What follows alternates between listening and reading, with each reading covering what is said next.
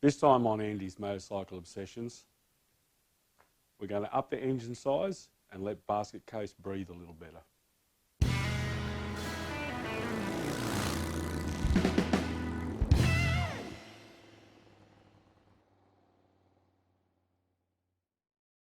So g'day everybody and welcome back. Today's the day I'm going to tear this down and fit that big bore kit and the cylinder head that I had prepared at Schumann Motorworks.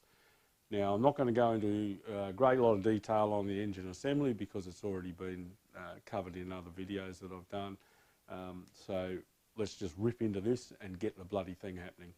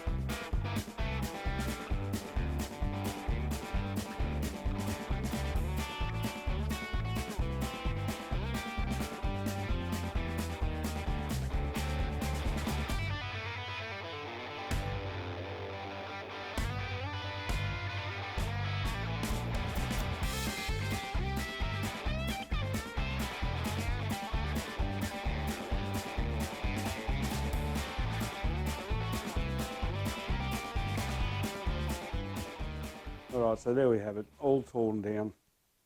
Got all the old cylinder head and barrels out. Okay, so here's all the old stuff, and we still need a couple of things off this. I need to recover these intake boots or manifolds, and the studs out of the head, and obviously the chain tension's got to go back in. But that's it. Let's start thinking about reassembly with the new stuff. Before we can put this together, there's a couple of things we have to do. One is clean. Now I've cleaned this. You need to use solvents, and I'm talking hospital clean. That honing oil will stay in the blooming crosshatches and leave residue in there, so you need to make sure it's clean. The other thing we need to do is check the piston ring gap. Now I've just popped one of the rings in here, and for a bore close to 3 inch, it should have around about 12 thou, so between 10 to 12 thou. So here are my feeler gauges. This is a 10 thou, and it fits in quite easily. 11 thou, a little bit snugger, and 12 thou. Yep, it's about right. So you need to go through and check all of the rings for that gap when it's in the cylinder, because otherwise you'll bind up if it's too tight, and if it's too loose it'll bypass gas, but there's not much you can do if the gap's too big. Right, so do that to all of them.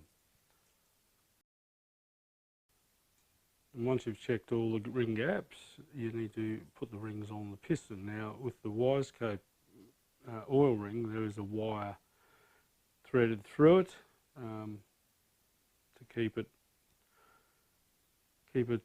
aligned, and what you don't want to do is overlap that gap. It needs to butt. It's just a simple matter of popping him in, and we'll flood this with oil later. But what I'll try and do is, this is the front of the cylinder. I'll try and keep the ring gaps on the oil opposite each other, but in that orientation, but 180 degrees apart, about 25 degrees off the angle. Just drop the bottom one in. These are quite flexible, these oil rings. Try not to scratch the piston up, and that's that one home.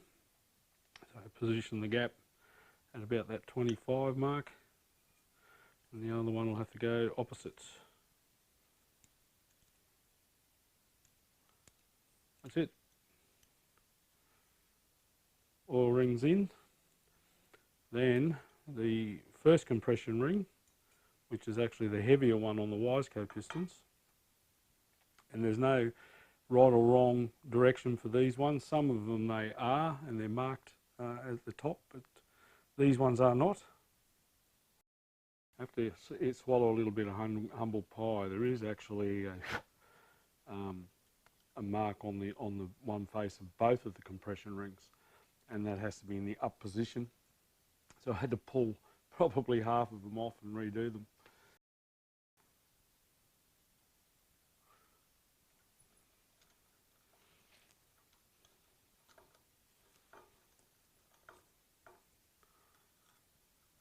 And the top compression ring.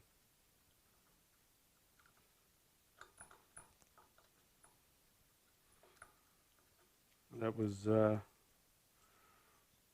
easy enough. Now, obviously, before I assemble it, I will make sure these gaps are opposed to where the oil gaps were, so on opposite corners to the oil gap ones, oil ring gaps, and then I will make sure that they're all well lubricated and oiled up, but that's ready to go in.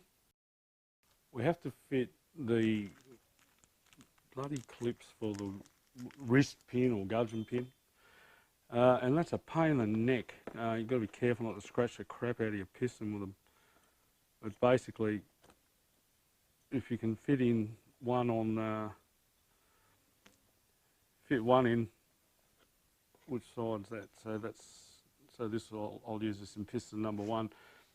The other thing that's interesting to note, normally when they machine a block out, they'll machine it to the piston because the pistons can vary. So they'll mark them number 1, number 2, number 3, number 4. When I spoke to the machine shop, I said, hey, you haven't marked the pistons? And he said, that's because they're all exactly the same size, which is a Wiseco thing. And it's that's good. So what I've just done there, new gudgeon pin. What I've just done there is I've pushed that in there. It's a little bit crooked at the moment, but we'll soon fix that. Use the gudgeon pin itself to help position it near the groove. So it's just clipped in there. So now I'll use the gudgeon from the other side to push the pin. Click. So that's now home. And that's the easy side. The hard bit's trying to get the other pin in when the bloody thing's in the motor and try and put it on. All right, onward.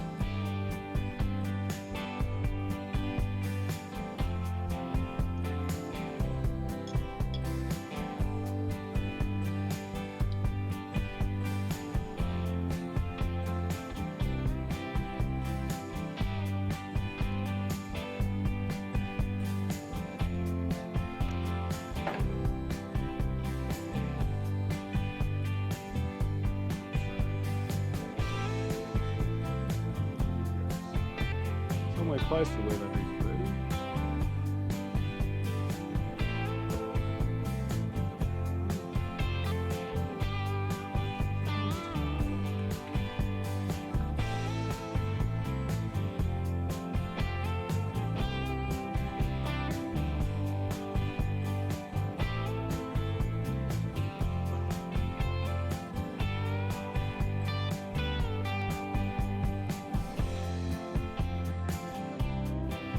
I want to drop our clip.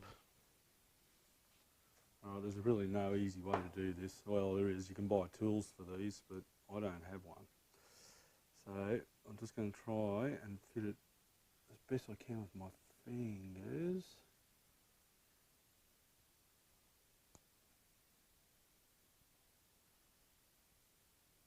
I think I'll get a small screwdriver. Alright, I have a small screwdriver here. Got to try not to scratch anything up. Not easy. You don't want to overstretch the pin. You don't want to stab your finger. Really is a pain in the neck. There we go. He's started in there. push him in.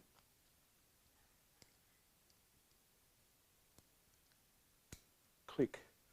That's what we like to hear. Right. Next.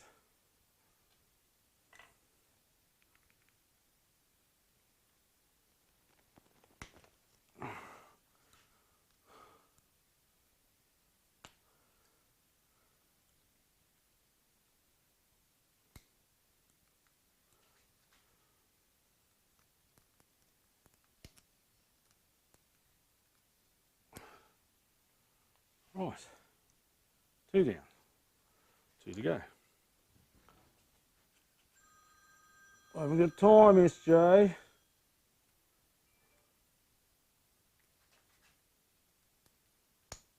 Click. That's what we like to hear. Right, so that's the last of them.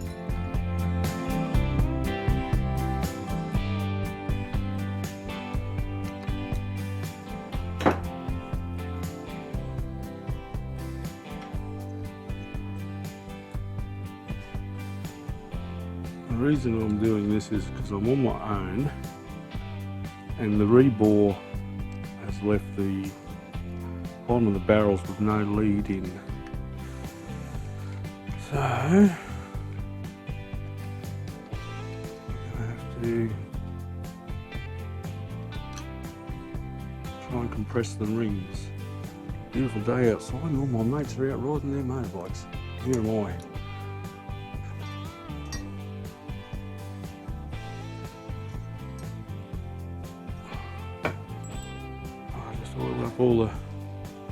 Oiled up all the barrels. Now, yeah, one little thing I forgot, dealing with that. It's always easier if you've got a spare set of hands here. Sadly today, I don't.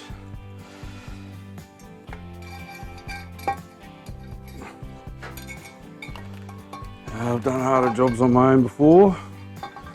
Let's see how we go. Straight away, we've got a problem over here with the bloody thing coming off. It's alright, we'll fix him.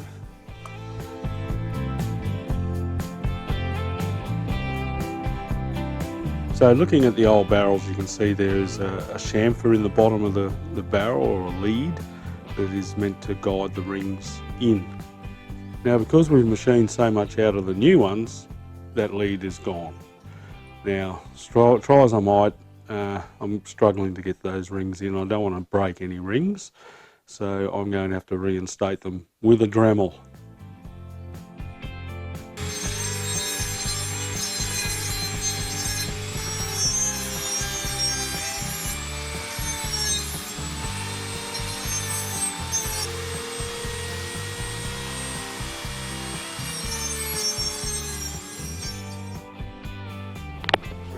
Okay, so I now have a lead back in here, and that should help guide the rings in.